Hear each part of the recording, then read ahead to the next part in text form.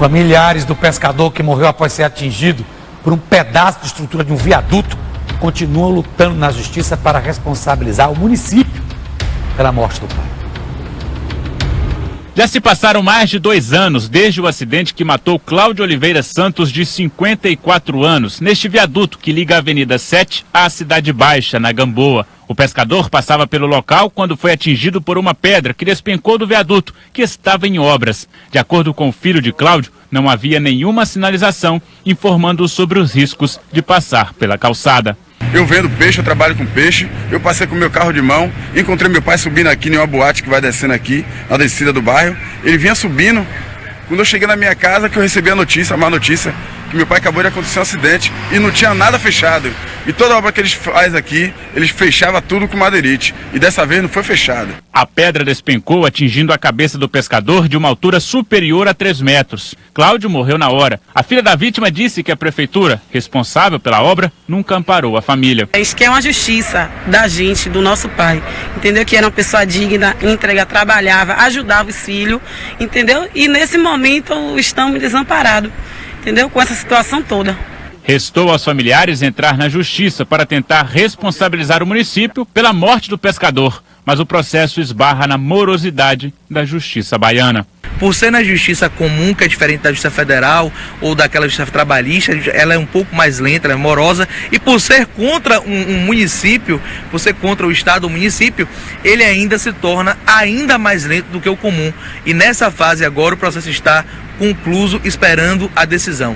O que falta é a sentença, que é a decisão terminativa ali do juiz. Ainda não há uma data precisa para sair a decisão judicial, o que só aumenta a angústia dos familiares, que entraram na justiça pedindo uma indenização e uma pensão para a filha menor de idade do pescador, que hoje está com 14 anos. O sofrimento parece não ter fim, já que todos os familiares dele passam todos os dias pelo local onde o seu Cláudio morreu. Quando nós ingressamos com a petição inicial, que é a petição que se inicia o processo, nós demonstramos de forma plena, cabal, de forma total, que de fato a obra não estava isolada. São muitos vídeos e muitas notícias que demonstram fielmente que na verdade não existia isolamento para pedestres.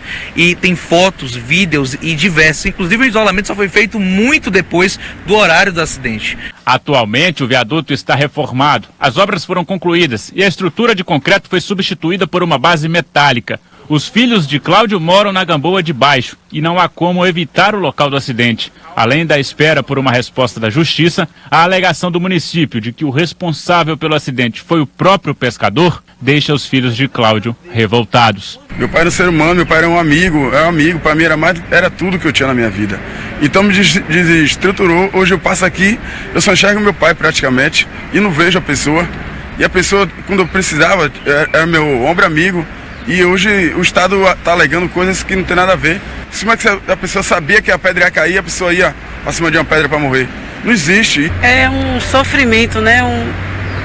Um momento assim muito difícil pra gente, entendeu? Família, porque a gente tem que passar todos os dias e relembrar do nosso pai, né? O que ocorreu com ele é muito triste mesmo. Eles alegam que no caso, o meu pai, que foi a vítima, que foi o autor, o causador do acidente, sendo que se meu pai estivesse passando no local e ele visse que aquela pedra ia cair na cabeça dele, como outras pessoas que vinham passando, ele jamais ia pedir a morte dele.